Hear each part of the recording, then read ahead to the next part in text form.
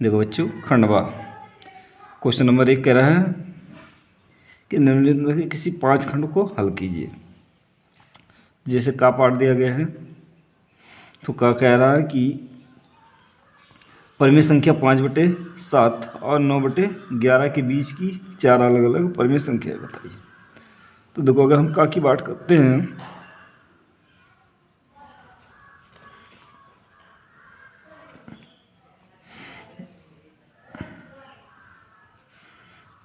तो हम क्या करते हैं, फर्स्ट अगर निकालते हैं तो 1/2 इंटू हम यहाँ से कर देते हैं कितना, 5/7 और प्लस 9/11। देखो 11×5 = 55 और प्लस 9×7 = 63 और बटे में यहाँ से कितना हो जाएगा 11×7 और इंटू में वही 1/2। तो यहाँ 63 और ये जोड़ेंगे तो यहाँ से कितना हो जाएगा आपका। तो देखो यहाँ से हम लिख सकते हैं 55 और 63 तो 6 5 11 118 बटे में 77 दूना 144। ठीक, तो ये हमारी एक पहली परिमेय संख्या हो गई। देखो अगर हम दूसरी ज्ञात करते हैं तो सेम ज्ञात कर सकते हैं, 1/2 इंटू 5/7 और प्लस यहाँ से रखेंगे कितना 118/144। तो देखो यहाँ से हम 77 में मतलब 7 में अगर गुणा करें कितने से कि 144 हो जाए, तो हम 22 से ऊपर नीचे गुणा करेंगे तो 22 × 5 = 110, 1 इंटू 1/2 इंटू 22 × 5 = 110 प्लस 118 और बटे में हो जाएगा 144। तो यहाँ से हमारा कितना हो जाएगा, अगर इन दोनों को जोड़ते हैं, देखो इन दोनों को जोड़ने के पश्चात हमें मिल जाएगा कितना 228 बटे में 144। ठीक, ये इसका आंसर हो गया। देखो फिर हम तीसरी निकालते हैं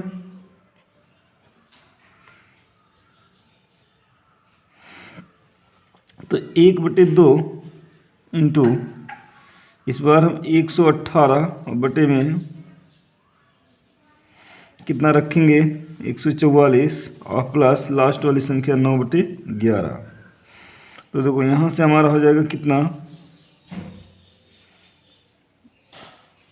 देखो यहाँ से हम क्या करते हैं 1/2 को ऐसे रहने देते हैं, यहाँ से हो जाएगा 288, क्योंकि यहाँ से आपका 288 होगा क्योंकि 1/2 से भी गुणा करना है। ठीक, इस 1/2 यहाँ से देखो ऊपर नीचे अगर यहाँ से गुणा करते हैं कितने से, तो 14 से यहाँ अगर ऊपर नीचे गुणा करेंगे 118 ऐसे रहेगा और यहाँ 14 9 126 और बटे में ये हो जाएगा दोनों का हर 144। तो यहाँ से हो जाएगा कितना जोड़ेंगे तो 8 6 14 2 1 3 1 4 244 और बटे में यहाँ से हो जाएगा 200 कितना 88। ठीक, ये इसका आंसर हो गया। फिर चौथी ऐसे हम निकालते हैं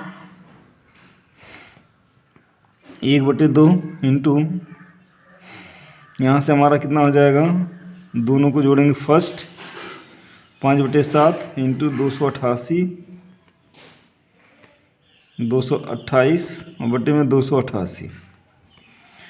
देखो यहाँ से हम क्या करते हैं 288 लें 7 × 28 मतलब 44 से ऊपर नीचे गुणा करेंगे तो 44 बच्चे हो जाएगा 220 और प्लस 228 और बटे में हो जाएगा 288 और यहाँ 1/2 से गुणा। फिर हम क्या करते हैं आगे बढ़ाते हैं तो देखो जोड़ेंगे तो यहाँ से हो जाएगा 448 और बटे में यहाँ से 8 दूना 28 दूना 56 मतलब हम कह सकते हैं कि 566 इसका बटे हो जाएगा। अगर यहाँ से देखें तो तीनों हमारी परिमेय संख्या निकल गई। एक कितनी है 118/144, 228/288, 244/288, 448/566। तो ये हमारी चारों परिमेय संख्याएँ हो जाएंगी। चलो नेक्स्ट हम आगे देखते हैं।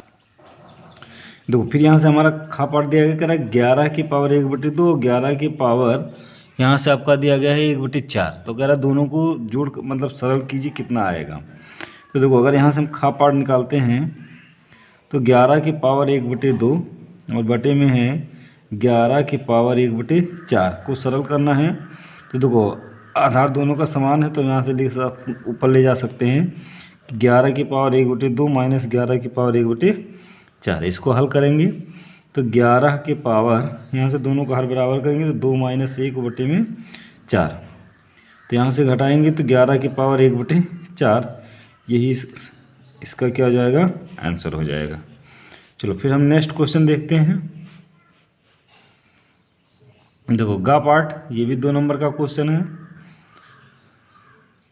देखो क्या कह रहा है, कह रहा त्रिभुज ABC में कोण ए की जो समद्विभाजक रेखा है वो कह रहा है ए की जो समद्विभाजक रेखा है वो कह रहा है कि AD भुजा BC पर लंब है। तो कह रहा है दर्शाइए कि AB और AC क्या हैं, बराबर हैं। तो यह एक क्या होगा, समद्विबाहु त्रिभुज होगा। तो हम यहाँ से एक त्रिभुज बना लेते हैं गा पार्ट।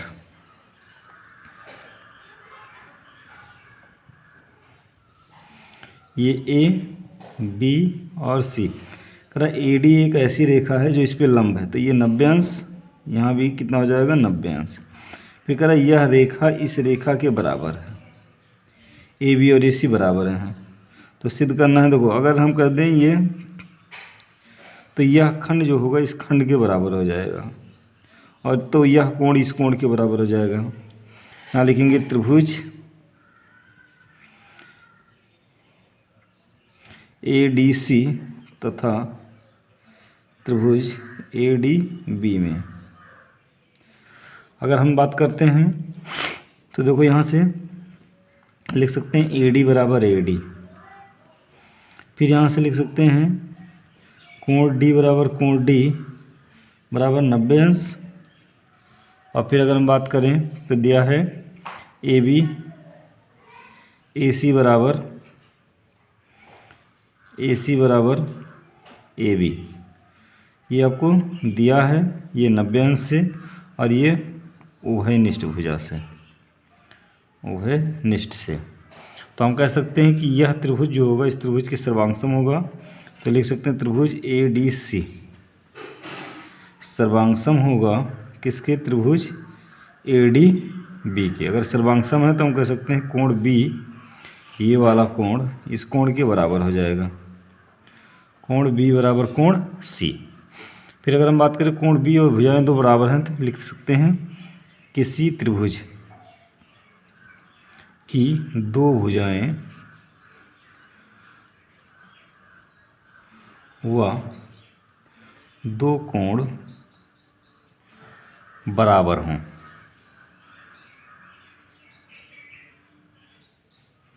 तो वह समद्विबाहु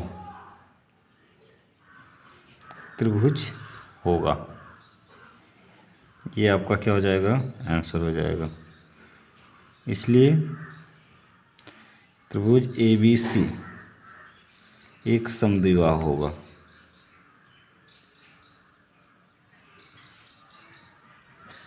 ये आपका क्या हो जाएगा, आंसर हो जाएगा। चलिए फिर हम नेक्स्ट देखते हैं घा पार्ट। देखो घा पार्ट में कह रहा है दिए गए चित्र में AB समांतर किसके, AC के और कोण BAC बराबर कितनी है 35 अंश और कोण CDE बराबर कितनी है 53 अंश। तो कह रहा है DCE की मान ज्ञात कीजिए। तो कोई यहाँ पर हमारा इस प्रकार से कुछ दिया गया है तो आपको यहाँ से मान किसका करना है, DCA की। तो मतलब हम कहते हैं इस कोण का मान ज्ञात करना है। तो हम कह सकते हैं यदि AB समांतर है किसके, AC के, AB समांतर किसके हैं, तो AB समांतर हम AC ना कह के लिख सकते हैं DE होना चाहिए। ठीक है, देखो ये AB है, ये AC है, इसके समांतर नहीं हो सकती। ये हमारी यहाँ क्या होगी, DE। तो यहाँ से हमारी DE हो जाएगी। ठीक, फिर कह रहा है कि कोण ए की जो वैल्यू है ये 35 है, तो कोण ए बराबर 35 है, तो हम कह सकते हैं कोण ए बराबर ई होगा बराबर कितने 35 अंश किस कोण से, एकांतर कोण से, एकांतर कोण से। फिर हम बात करें तो यहाँ से इस त्रिभुज की बात करें, त्रिभुज डी सी ई में कोण डी बराबर आपका 35 दिया गया है, 53 दिया गया है, तो यहाँ से हम रखते हैं कोण डी प्लस कोण सी प्लस कोण ई बराबर 180 अंश त्रिभुज के नियम से। डी की वैल्यू 53, सी का मान हमें ज्ञात करना है और ई का मान हमें मिला कितना 35, तो यहाँ से हम लिख सकते हैं 180, तो यहाँ से जोड़ेंगे तो 5 3 8 88 अंश कोण सी की वैल्यू, तो 180 माइनस 88 ये घटा देते हैं, तो कोण सी का मान हमें मिल जाएगा कितना 180 में से 88 घटाएंगे तो यहाँ से मिल जाएगा कितना 92 अंश, सॉरी 102 अंश, 92 अंश। ठीक, ये हमारा क्या हो जाएगा आंसर हो जाएगा। चलो फिर हम देखते हैं नेक्स्ट क्वेश्चन। देखो क्वेश्चन अंगा पाठ क्या कर रहा है, कह रहा है एक क्रिकेट मैच में एक महिला बल्लेबाज ने खेली जो गेंदों की संख्या है वो कितनी है 30 है, कह रहा है इसमें से 6 बार वो चौका मारती है, तो कह रहा है चौका ना मारने की संख्या बताइए। तो यहाँ लिखेंगे कुल गेंद, कुल खेली गई गेंद, खेली गई गेंद कितनी है 30, और फिर लिखेंगे चौका लगाने की संख्या, चौका लगाने की संख्या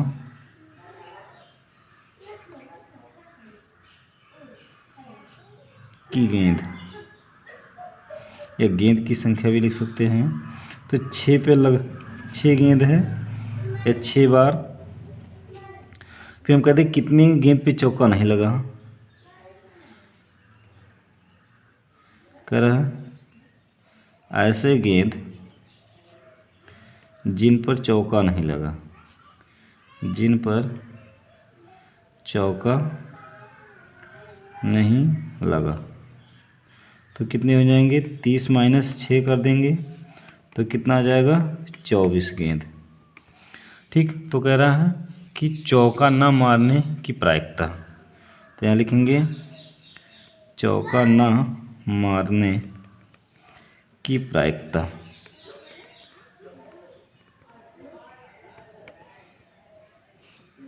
तो यहाँ से हो जाएगा 24 और बटे में कितना टोटल गेंद 30, तो 6 चौके 24, 6 पचे 30, हम कह सकते हैं 4 बटे कितना हो जाएगा 5, ये इसका क्या हो जाएगा बिल्कुल करेक्ट आंसर हो जाएगा। चलो फिर हम देखते हैं नेक्स्ट क्वेश्चन। देखो नेक्स्ट क्वेश्चन एक क्या दिया गया है, कह रहा है कि 2 सिक्के, कह रहा है कि 2 सिक्कों को एक साथ 500 बार उछाला जाता है। ठीक, तो कह रहा है कि 2 चित 105 बार प्राप्त होती है, और फिर कह रहा है कि 2 चित जो है 105 बार प्राप्त होती है, फिर कह रहा है कि तथा 1 चित 275 बार प्राप्त होती है। तो कह रहा है इन घटनाओं के घटने की प्रायिकता बताइए। देखो एक सिक्के को अगर हम 500 बार उछालेंगे तो हम यहाँ से कह सकते हैं कि एक सिक्के की जो आपकी पहलू होगी एक बार में 2, तो 500 बार में कितनी हो जाएंगी 1000 हो जाएंगी। ठीक, तो कुल यहाँ संभव स्थिति देखते हैं, कुल संभव स्थिति या कुल स्थिति 500 बार, एक बार में 2, तो हम कहेंगे कि 1000 हो जाएगी कुल स्थिति। अगर हम 2 चित्त की देखते हैं, 2 चित्त की प्रायिकता,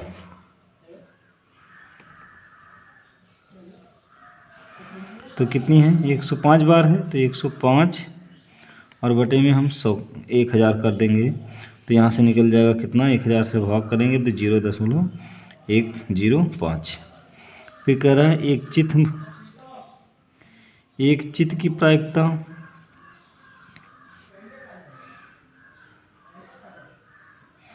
एक चित्त की प्रायिकता देखते हैं तो 275 बटे में 1000 बराबर ये हो जाएगा 0.275 हो जाएगा। दोनों की घटने की प्रायिकता जो हो जाएगी। वीडियो को यहीं तक रहने देते हैं, बाकी वीडियो को हम नेक्स्ट पार्ट में कवर करेंगे। वीडियो कैसी लगी कमेंट में ज़रूर कमेंट कीजिएगा।